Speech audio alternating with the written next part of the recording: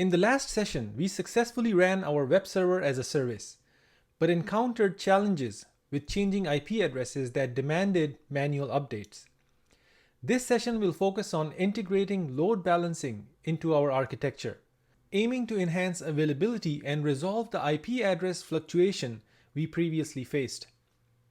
Elastic load balancing, which can be optionally configured with your Amazon ECS service, plays a crucial role in managing incoming traffic.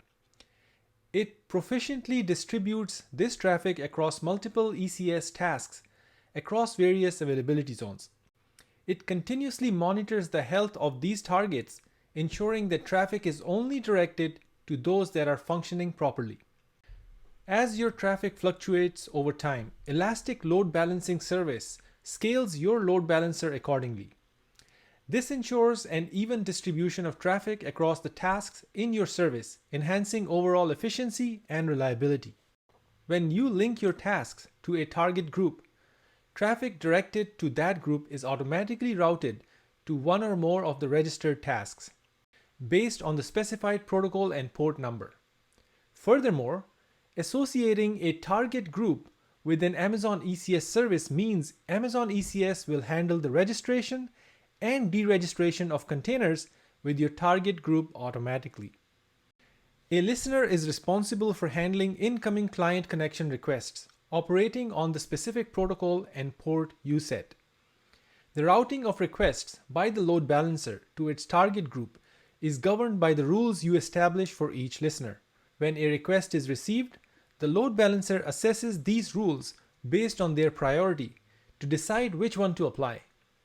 It then chooses a target from the target group associated with that rule action. For better control of traffic, you need to configure two security groups, one connected to the load balancer, which manages incoming HTTP traffic, and another that regulates the flow of traffic to and from your ECS container tasks. Let's go ahead and configure an application load balancer with our ECS service. First, we have to create a load balancer. In the search bar, type load balancer and select the one listed as EC2 feature. This will open the dashboard and show all the load balancers in that region. Currently, we do not have any, so let's create a new one by clicking on the Create Load Balancer button.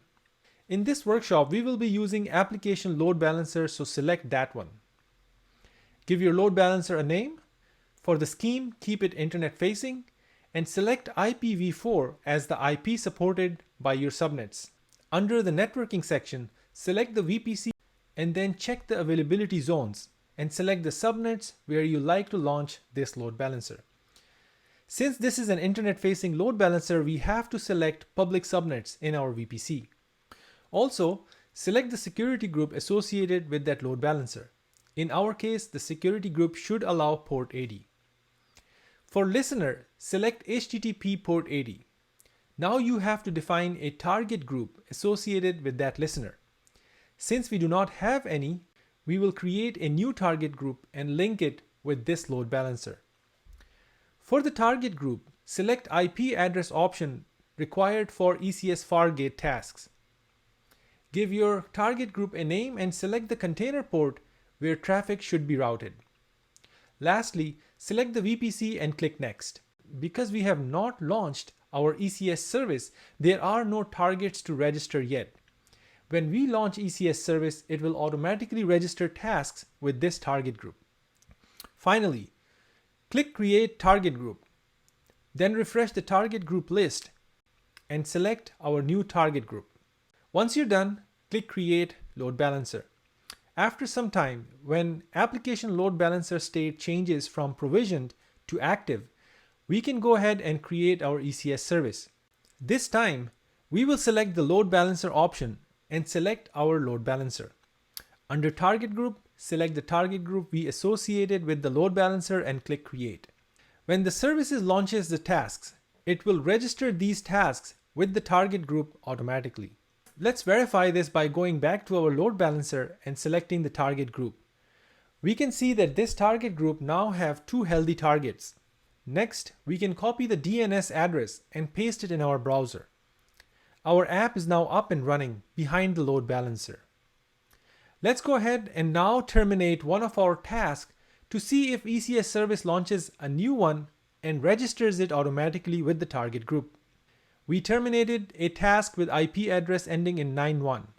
After a while, when we go and check target groups, we will see that a new task has been added by ECS service. This verifies our configuration to be working as expected. That's all for today. Next, we will work on improving the security of our infrastructure related to web traffic, so stay tuned.